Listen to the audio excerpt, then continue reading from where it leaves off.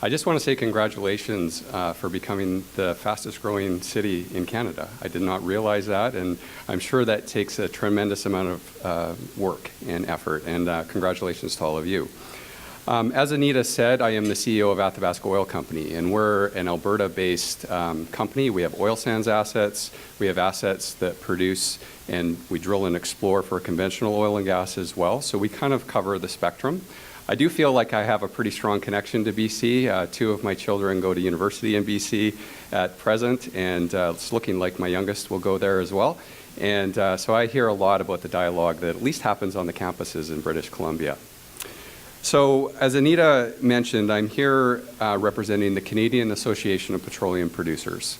And we have launched Energy Week this week, and that's going to be a series of talks across this country to talk about our industry in Canada and how it fits on the global stage. And my hope is that this can help foster maybe a slightly different conversation than our industry has generated in the past.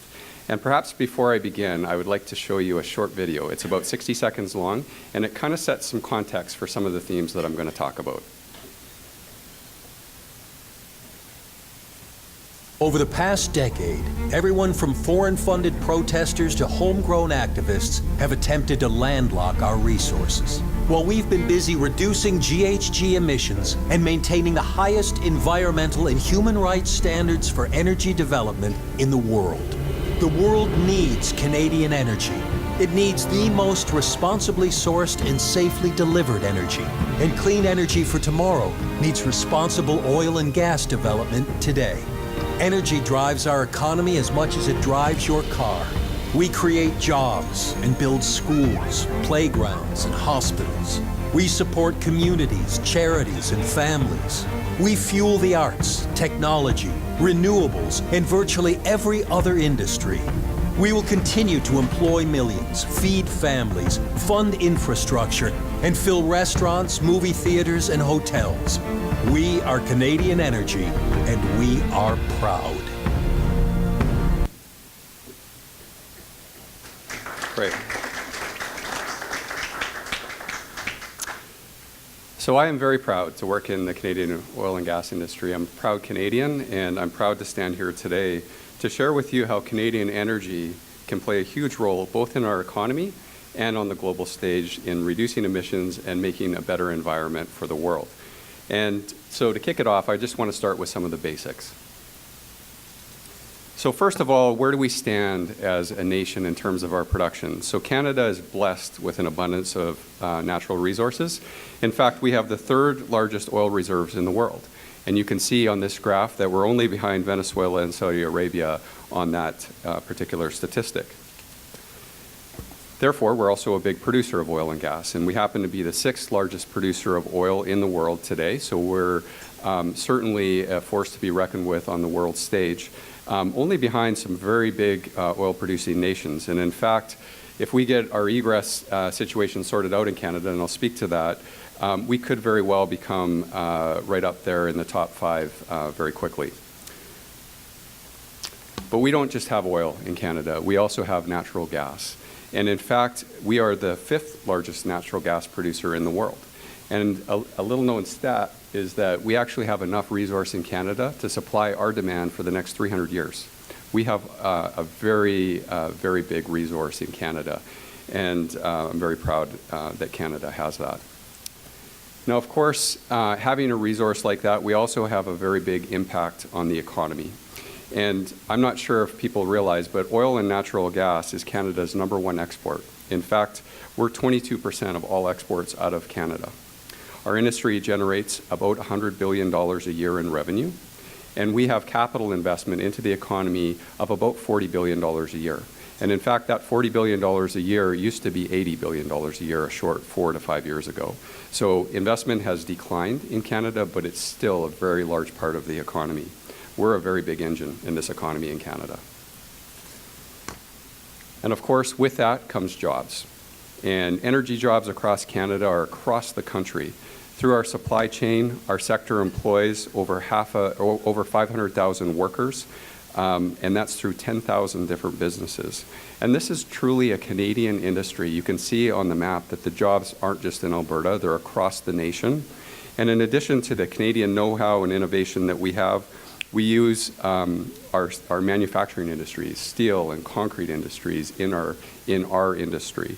So it truly is a national industry. And of course, in Canada, most of the resources are owned by the Crown. So we are a huge supplier of revenue to our governments. And in fact, our industry contributes about $7.5 billion a year into revenue into the government. And that is what funds things that we as Canadians all value. So it's your healthcare, it's your education, it's your social programs. It's an important part of the revenue for Canada.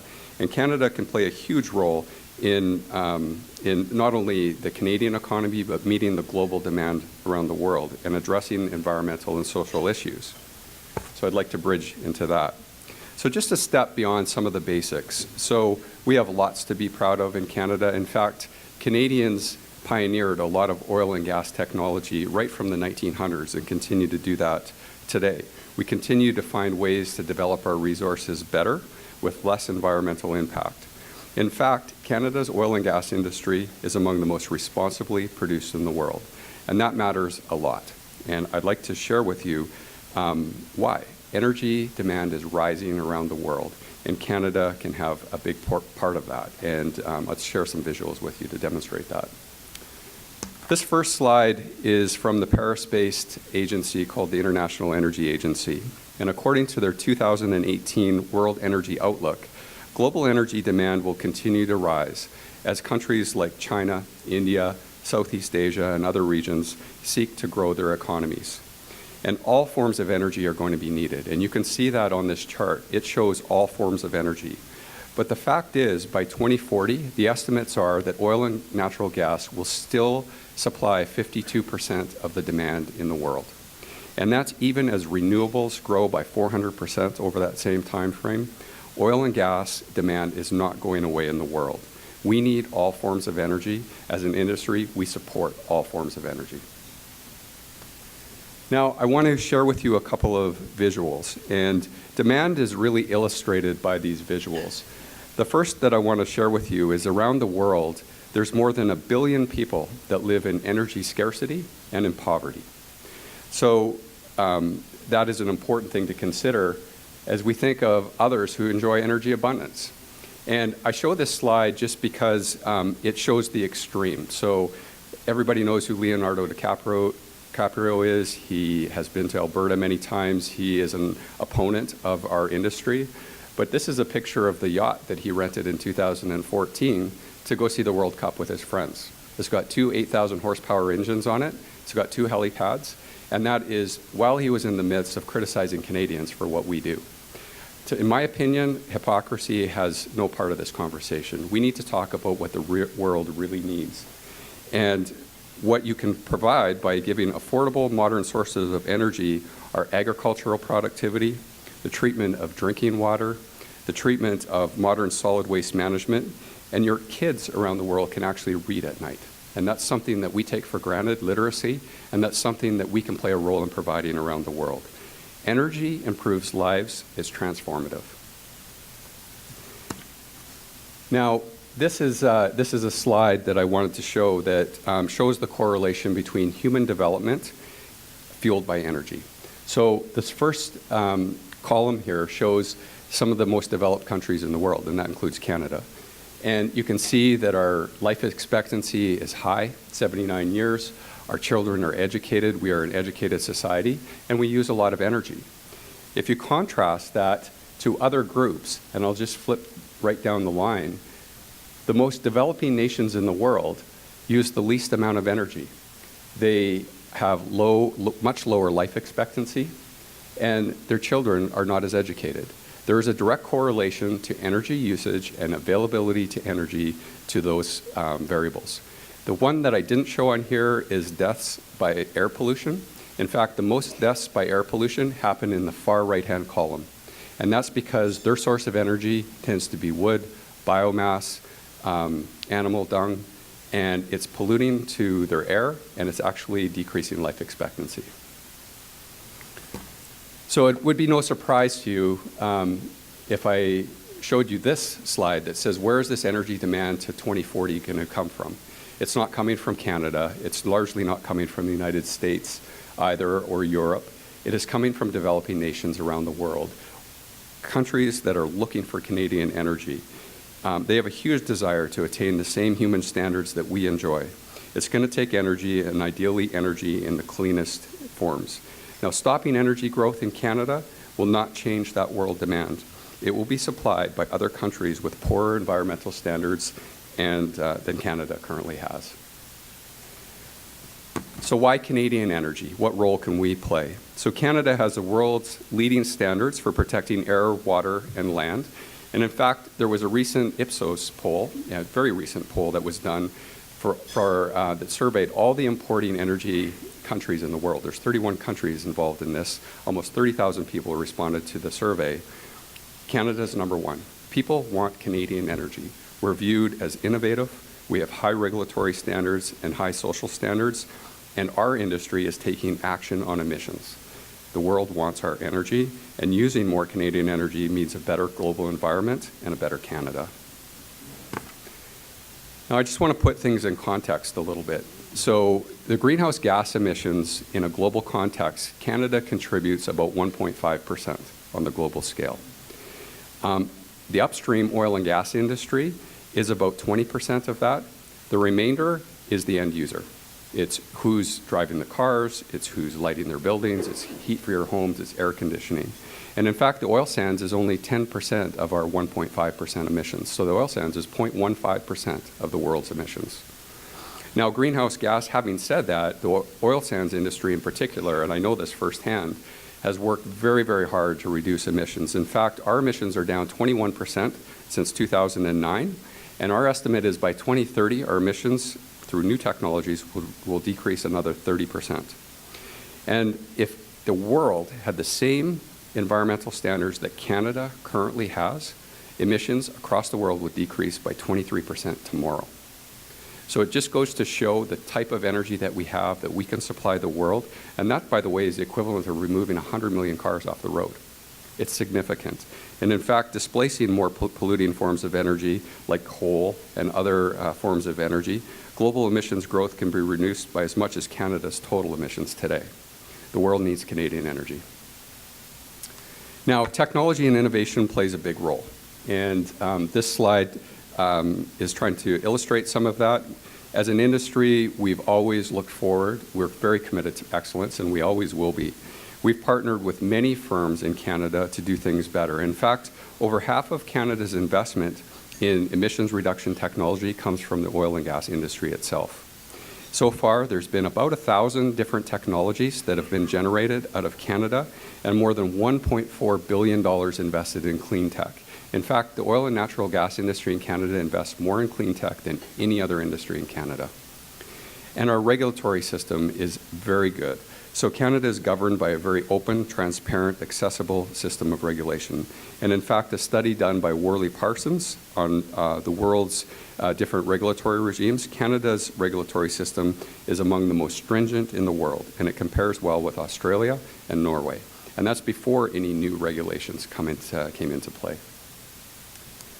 Now, we're in BC, and I think I would be remiss to not talk about liquefied natural gas and the impact on this province. So LNG could be transformative both on a macro and a micro scale in Canada and the world. So responsibly produced Canadian LNG could replace coal-fired power generation, and natural gas is 40 to 50% cleaner than coal. Natural gas derived from LNG could be used for home heating. It could be used for cooking in countries that rely on that coal, wood, or biomass. And depending how the international climate change framework continues to evolve, Canadian LNG could make an oversized contribution to the climate file. As a country, we need to be a player in this business. We need to get involved. It's better for the world. Now, what's it going to take to realize the potential that I'm trying to describe? I really feel strongly that Canadian energy can and should be a part of enabling an energy transformation. It can play a huge role in meeting the energy demand in the world while addressing some of the environmental and social issues that I described. Using more Canadian energy is going to meet a better environment, so let me tell you how we can realize this potential. First of all, we need market access. Getting our energy to customers outside of the United States is important. Getting our products to those developing countries like China and India, and getting full value for our resource. Today, we have one customer. 99% of our resource goes to the United States. And it's estimated that we are losing $10 to $15 billion per year in revenues. We sell our product at a discount, and that is hurting Canadians. If Canada wants to make a difference, we need some options. We need governments at all levels to support pipeline projects. And new markets for responsibly produced Canadian energy products help suppress carbon leakage. And carbon leakage is what I've been describing. It's when other less responsible suppliers meet the global energy demand without addressing greenhouse gas emissions.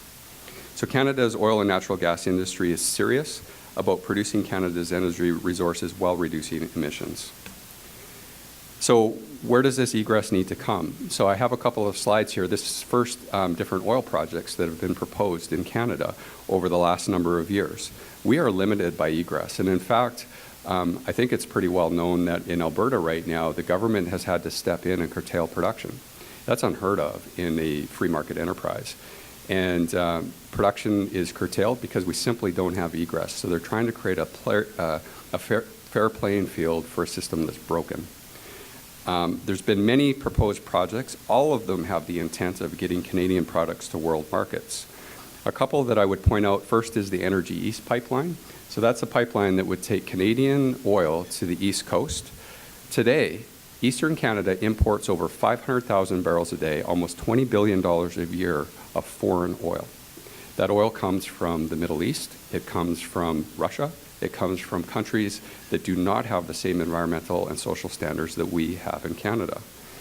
This project was canceled after 5 years of waiting for a regulatory approval. In fact, the project had been planned for much longer than that. And it was canceled because of a lack of regulatory certainty. The rules changed too many times, and the companies just could not stand behind it any further. The TMX pipeline is one that is Trans Mountain Pipeline that's probably near and dear to your hearts in this room. This is a project that will twin the capacity of the existing Trans Mountain Pipeline.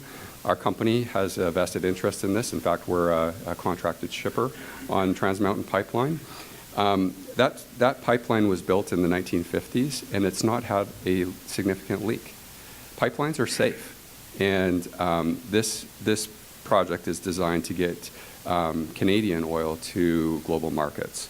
And it's critical to our economy, and it will provide energy for human life, as I've described. So if we don't supply our oil, it will come from other countries. Now, LNG has a similar tale. Now, this is a pretty busy slide, and what it's trying to show is where gas is produced and where it's going to. LNG, there's a huge growth in demand in the world for LNG. It displaces the high-emitting coal-fired electricity, particularly in China and India. There's numerous West Coast LNG projects that have been affected also by regulatory delays.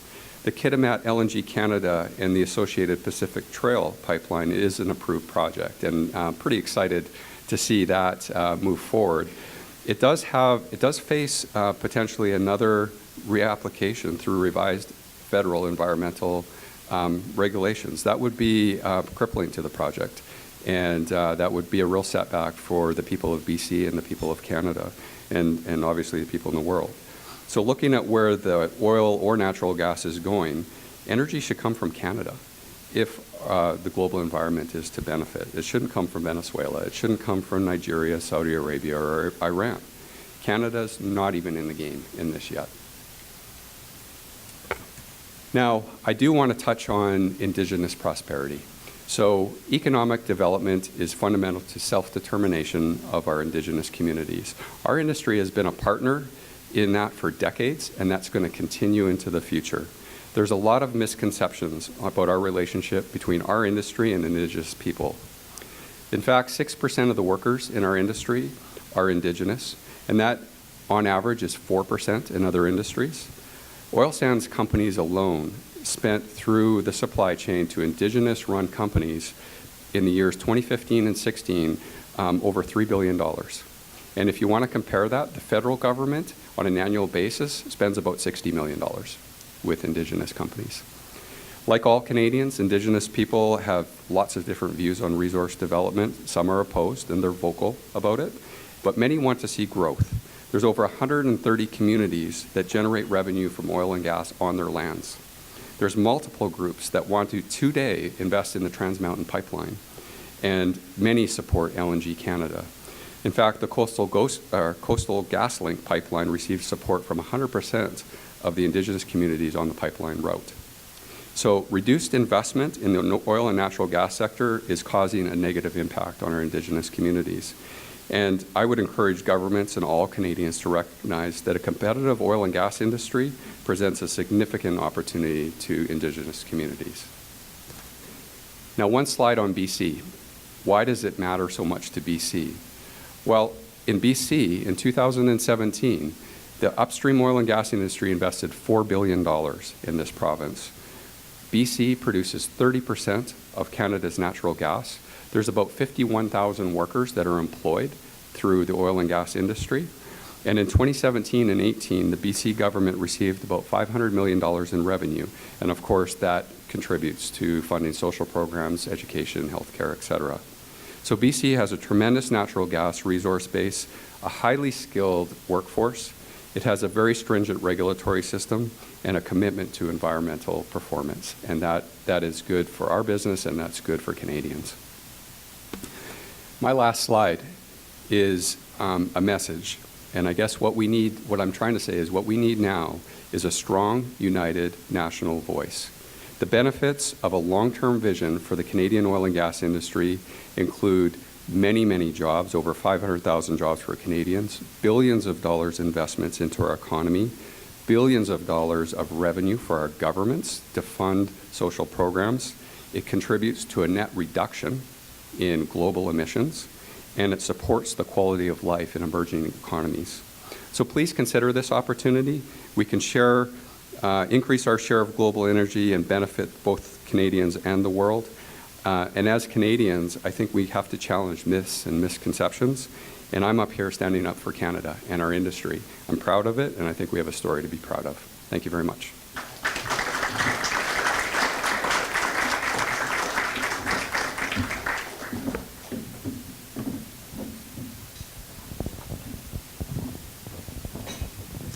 So ladies and gentlemen, this is the time for you to ask questions. There is a microphone in the middle of the room. I ask you to indicate your name, your company name, and your question or your comment very succinctly. So while you're approaching the microphone, I just wanted to, first of all, thank you so much for your presentation. And of course, we'll be social mediaing it towards all of our contacts. But tell me about your perspective on the Paris Agreement and your industry's role in meeting those targets. Sure. So just to put it in a global perspective, and I had this in the presentation, but Canada's contribution to global emissions is about 1.5%. And our industry is about 20% of that, and the oil sands in particular is 10%. The very best way that we can move towards meeting our climate commitments under the Paris Accord are to move projects forward like LNG Canada. And depending on how the global framework on providing a cleaner fuel to the world and getting offset credit for that, that is the best way to move the needle forward, because our emissions within Canada are just not that significant. So we need to provide a better, cleaner energy to the world and lower the global emissions, and that's really where Canada needs to be focused. So I guess, in my opinion, it's not stopping growth of Canada. We need to, of course, focus on better reduction in emissions in our industry, and we will across all industries, but it's also getting our innovation, our technology, our cleaner fuel to the rest of the world. Any questions from the audience, please?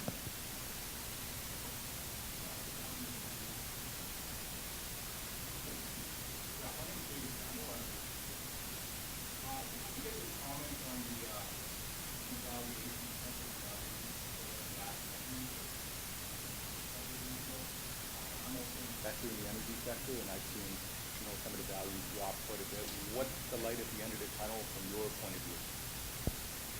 Sure. So, Yeah, it's been a very tough macro environment for the Canadian energy space in the last 4 to 5 years. And the reality is what's hitting us the hardest is the price that we get for the product that we produce. Canada's oil and gas trades at the highest discount in the world.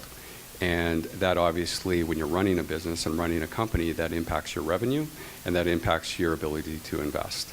And that has manifested itself in devaluating companies. Capital is not supporting the Canadian industry. And I was telling this to a gentleman earlier, as a company, the things that we need to run a good, solid company is regulatory certainty and fiscal certainty. And what I just described for you is a lack of fiscal certainty because we have a lack of regulatory certainty. And we have not been able to build egress we've invested in our companies in projects on the anticipation of regulatory certainty to see projects get built and egress get built in Canada, and it hasn't happened. So having said that, I'm very optimistic that some of those problems are being resolved. We had the Canadian government purchase Trans Mountain Pipeline and show a resolve to get it built, and I think that's positive. And I think that's done after a lot of consultation, following a very stringent regulatory framework, certainly listening to the concerns of everybody on that.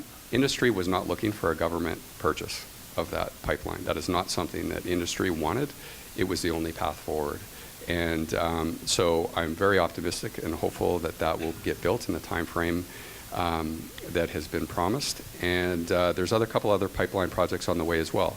So I guess what I'm saying is egress, opening up out of Canada and providing investors the certainty attracts capital back to Canada, and that helps the valuations of companies.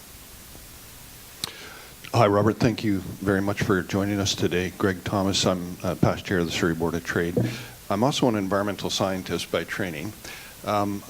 You answered a lot of the question that I wanted to ask, but I get frustrated when I hear the narrative always coming around the pipeline or pipelines being an unsafe option.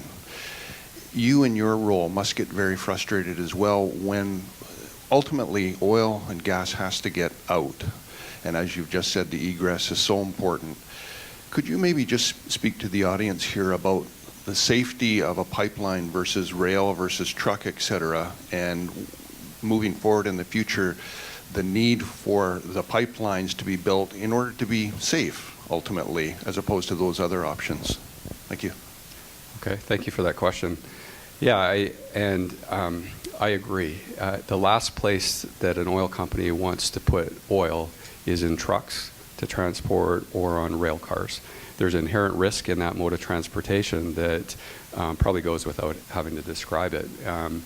Pipelines have been around a long, long time, and if you look at the technology that's available in pipelines, from the engineering that goes into them, the metallurgical protection systems that are in place, the pressure detection systems, the leak detection systems, even in my career over the last 25 or 27 years, it's been a steep improvement in the technology that's available. Having said that, pipelines historically have a very low failure rate, very low.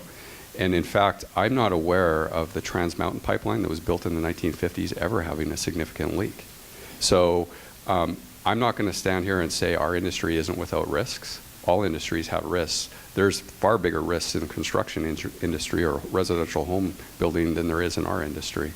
But I'm absolutely convinced, as a company, I want my oil on a pipeline, not on a rail car that has to deal with weather and really an older mode of transportation.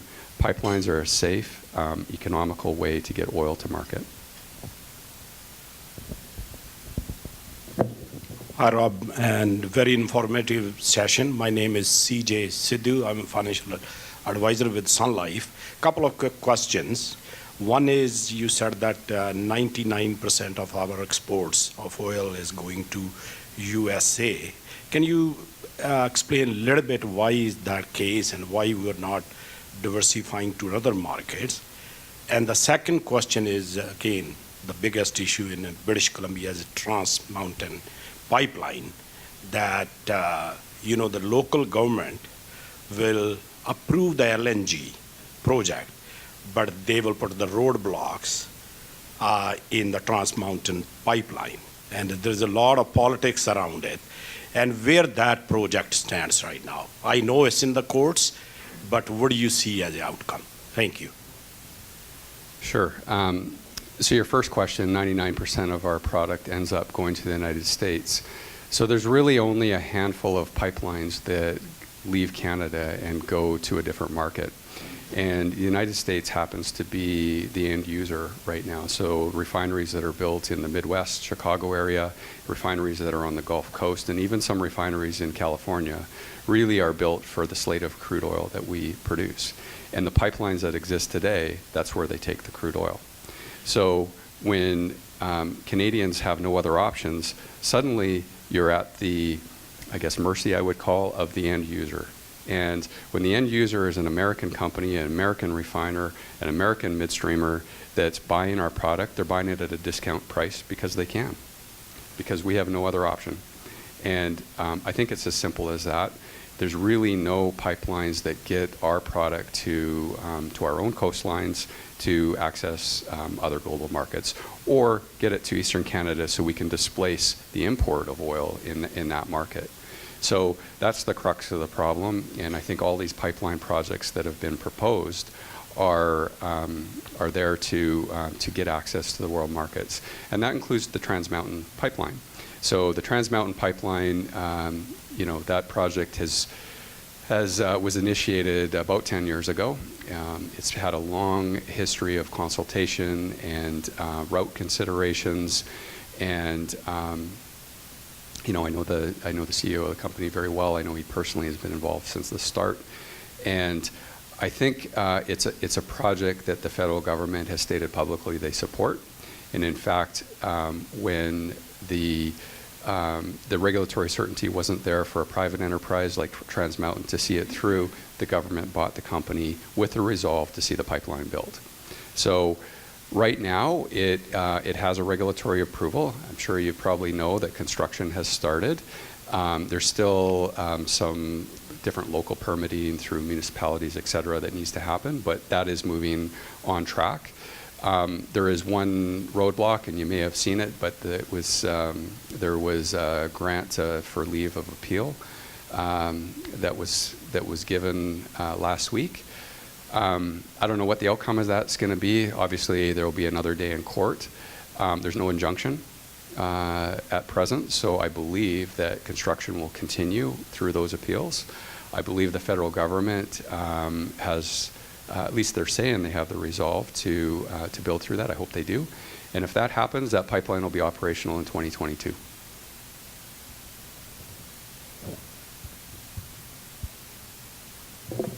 Hello, my name is Lorraine Brett. I live in New Westminster. I'm happy to be here today. I'm a realtor, but for the last nearly 40 years, I've been married to a miner, an explorer, so in British Columbia and around the world. And so I'm very attuned to the needs and the challenges of the extractive industries.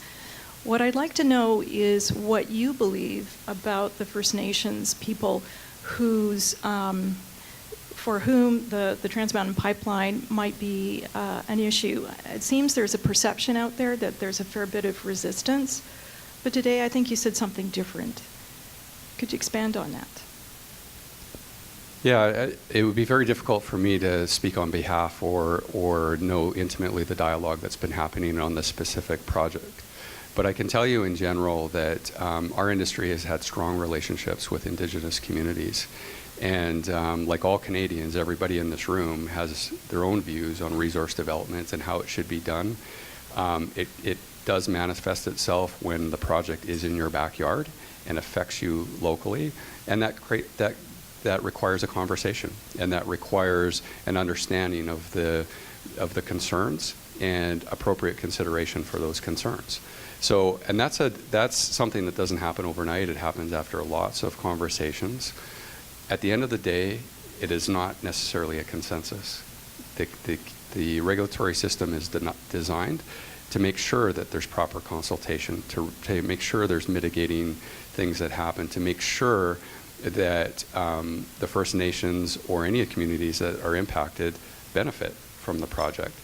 I think that has taken place, and at the end of the day, there's been an approval.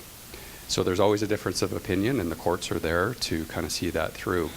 But in general, there is a lot of support from Indigenous communities for the work that we do. And I mentioned it, there's 130 communities that direct benefit from oil and gas revenue on their lands.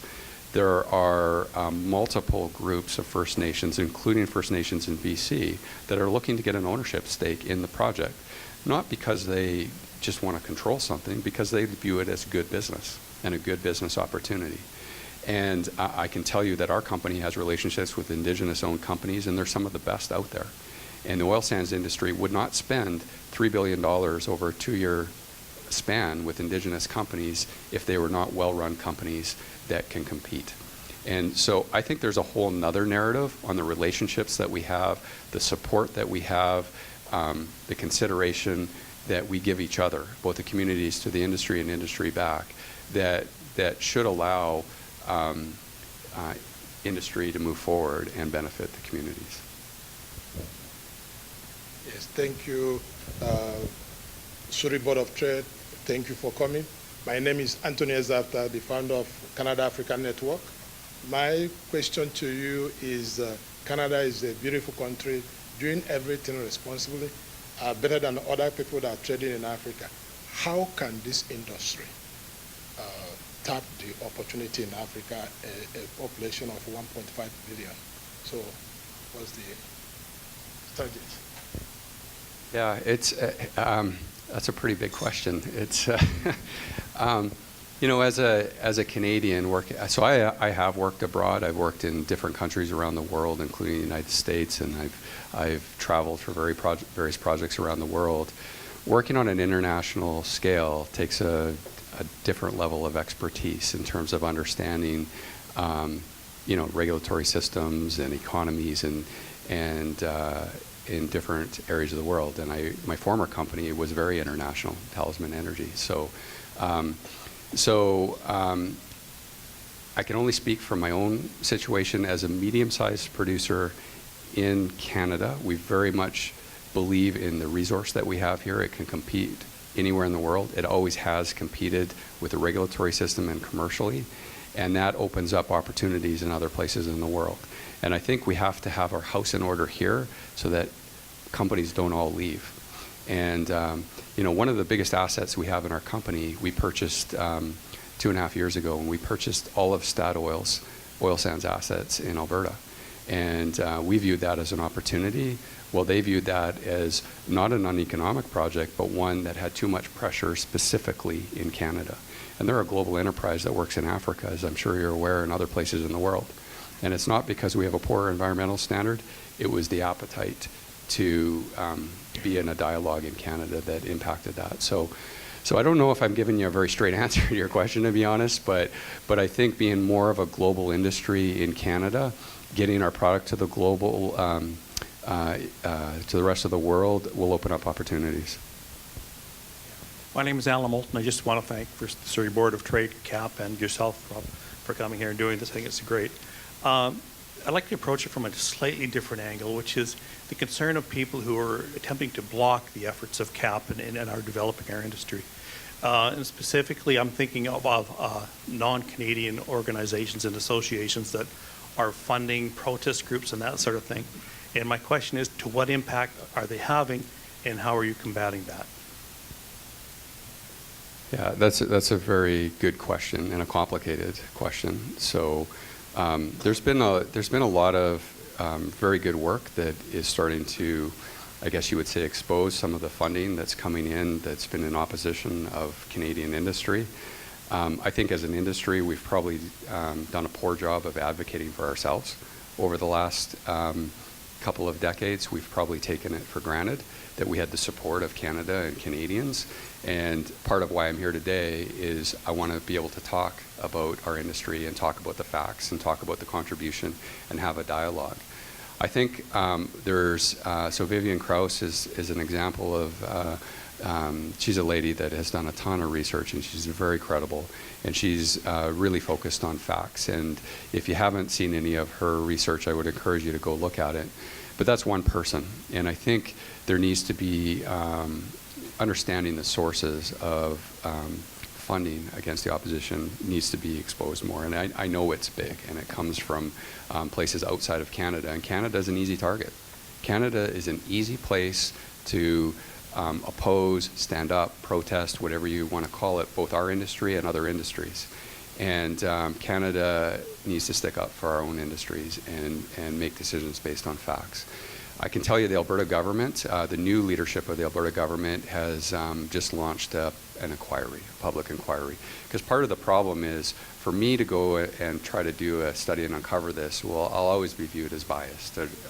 And I think the Alberta government is trying to make a public, independent inquiry to bring some facts to the table so that there can be a real dialogue for Canadians to have. Thank you. Welcome to British Columbia. I was just in your beautiful province this weekend in Edmonton. It's wonderful to be there and see BC products being sold at the market. Made me feel really good that we still have a good relationship. Anyway, my name is Susan Chambers, and I provide business-to-business lead generation and sales support. So I entirely understand that having one good client is not a very good business strategy, and two isn't enough either. However, China was identified as a second market, and I'd like to see us being treated fairly there, as we should everywhere. So what can we be doing now as a country?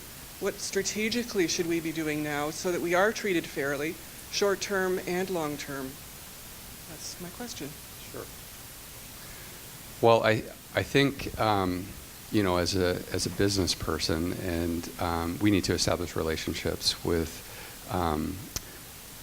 you know, companies, whether they're national oil companies or companies that do business in foreign jurisdictions.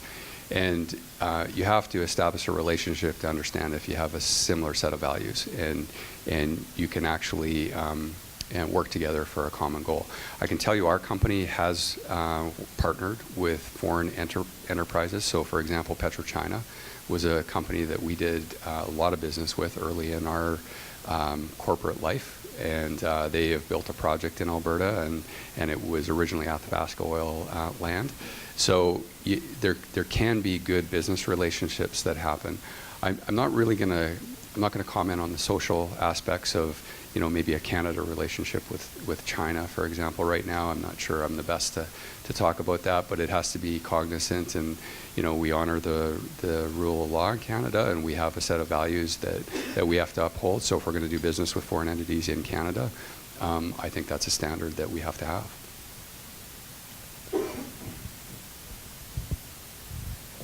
Hi, good afternoon. I'm a student at UBC.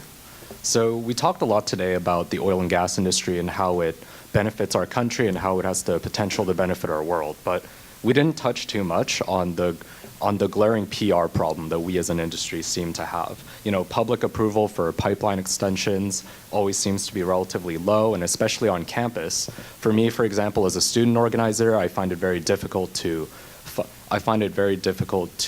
engage with the broader student body because there's so many negative connotations that the oil and gas industry has. Student activists are very eager to blame oil and gas for example, the issue of climate change. So my question is, how can we better communicate the industry's values and facts and improve the public image overall?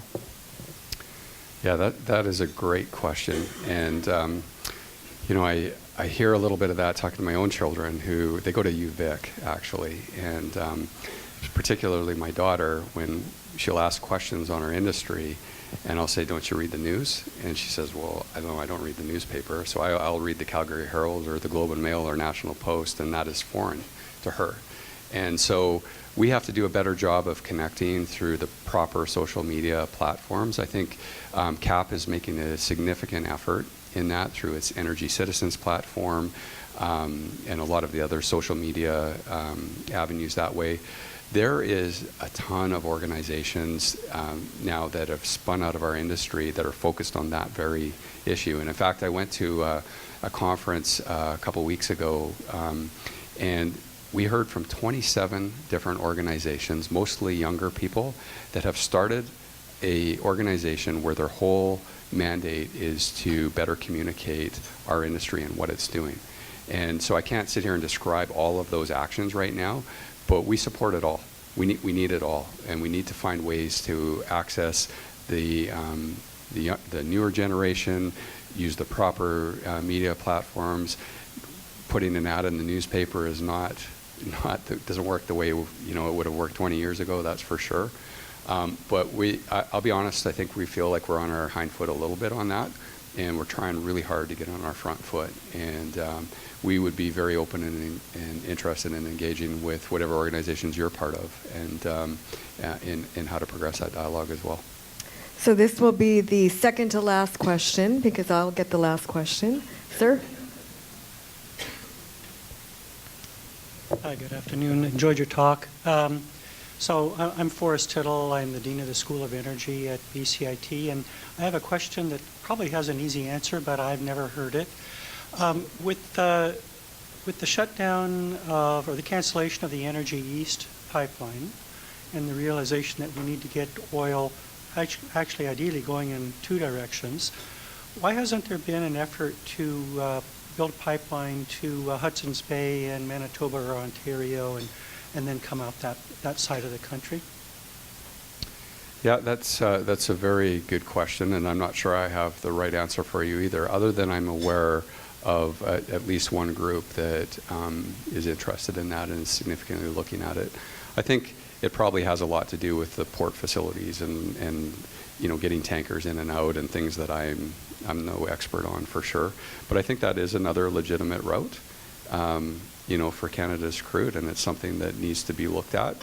You can see it takes a long, long time in Canada to build infrastructure and take projects forward. So I think that's probably a consideration as well.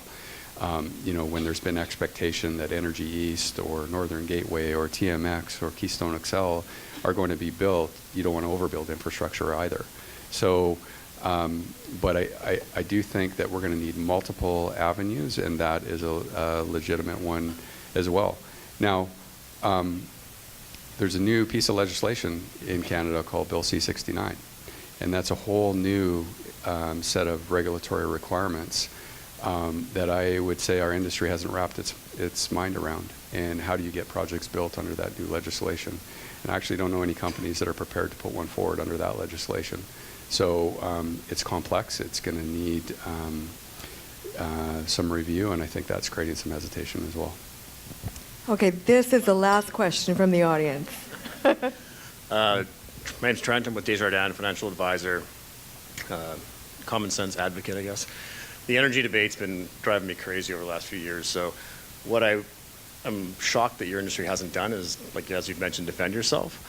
It doesn't have to be anything elaborate. All you have to do is a couple commercials that say, this is how many tankers come in off the East Coast. 90% of the people I speak to have no idea that Canada imports oil, right? Go back to every pipeline that's been canceled and rack up that revenue year by year by year that Canada missed out on, and show that the debt would be paid off. You can just one page, 10 items of fact. No crap, no arguing, nothing. And just publicize that. Everybody write $1 billion check and away you go. So is it individual company-wise, you guys are scared to step up and do it on your own, or is it like, what's the hesitation? Well, I can tell you there's no hesitation from my standpoint. I am very proud of the industry I work in and proud of our track record, and I would stand up in any audience and say the same thing. I think, it's a matter of, so there has been quite a bit. You maybe haven't seen it, and Canada is quite a complex country to find the right markets to show that message. Showing that message in Alberta is of no use because the people there believe, right, and know, and it's such a huge part of the economy. But getting that message out to other markets is starting to happen. This video, by the way, that I just showed, it just was released a couple weeks ago. It's an effort to do that, and it's paid for by industry. And our company contributed to it. Lots of companies did. It's produced in French as well, which is another challenge that we have in Canada. So some of that stuff is starting to come out. I think Energy Citizens, if you go look at that, that's another place that you can hear that messaging and sign up. It gets a lot of hits. You know, I'm kind of at a loss to explain why, you know, it's not more impactful. So I've seen all that stuff, and it's polite marketing, right? So it's all feel good, we create jobs and stuff, but really what the people need and the university students need to see, or what he needs to have, is saying, if you're so opposed to extra tankers off the BC coast, then why aren't you protesting in Eastern Canada? Because here's double the tankers, right? If you're so concerned about the environment, look at Saudi Arabia and the places we're buying oil from, right? And just post the facts. You don't have to spin it anyway. Just post it so that, because it's basically it's ignorance, right? The majority of the population in BC has no clue about what's happening in the industry. They really don't know that there's a differential of price that we're selling to the U.S., right? And if the environmental movement had you guys just standing up saying, you know what, you're right, it's so dangerous out there because Eastern Canada's had an oil spill every day of the week for the last 50 years, right? Oh no, wait, they haven't. Right? And then that just will eliminate so much of the crap that we hear on the radio out here. But just food for thought, because I'm an energy supporter, and I'm like, it just drives me nuts listening to people talk out here. Those are great comments, and I don't have a silver bullet, but. Well, Rob, I'm so pleased with the diversity and sophistication of the questions from the audience and the interest in the industry. It is a hot issue in our province, as you know. And my last question to you is, tell me a little bit about the skill shortage or human capital challenges that your industry is facing. I think the challenge over the last 4 years has been the loss of skilled labor. And there's been a lot of layoffs. There's been over 100,000 people out of work because of everything that I described and the challenges that we've had and the lack of capital investment because of the corporate challenges that we've had. My own company, 4 years ago, we had about 500 staff. Today, we have 200. So, and my company would be representative of a typical company in Calgary. So that is the scale of what's happened. So now when we look forward, a legitimate concern is how do we get the skilled labor? We need to build big infrastructure and resume capital investment, responsible capital investment. And I think it's a legitimate concern. I think a lot of the workers that lost their jobs in Alberta have left the industry. They're in other places. I was describing earlier in one conversation that there's some new petrochemical projects being built in Fort Saskatchewan in central Alberta. And the challenge is, and the concern is, where are they going to get their workers? Well, they're going to get them from other oil and gas companies who are already very low and very bare bones. So it's a legitimate issue. It's one that our industry has to face, and we have to make sure that we rejuvenate, I guess, the skilled labor force that we always enjoyed in Canada, and I think it's possible. Excellent. Thank you so much. I know the Alberta Chamber of Commerce is also doing amazing work in that space. So, ladies and gentlemen, I urge you to really spread the message of what you heard today. We're going to be doing the same. And again, a round of applause to Rob, please.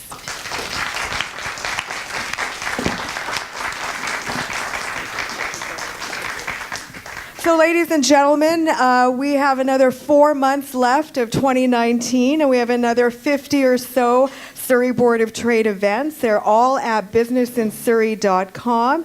But just a reminder about a couple of things. Tomorrow is the nomination deadline for the Surrey Business Excellence Awards. The nomination form is, of course, on our website. Next Tuesday is our 13th Environment and Business Awards. With the infamous keynote speaker, Robert Kennedy Jr., where he's going to be speaking about environmental policy as good business and how to really enhance our clean technology industry here in Surrey. And I also wanted to let you know that in November, we are also bringing Mr. Stephen Forbes to Surrey, British Columbia for our Innovation Awards. Ladies and gentlemen, thank you so much for attending this afternoon. Thank you to our supporting sponsor, CAPP. Of course, our Business and Trade Center sponsors, the law firm of Fasken, the accounting firm of PwC, and S&F Benefits, our Chamber of Commerce Group Insurance Plan. Make it a great business day and a great business week. Thank you.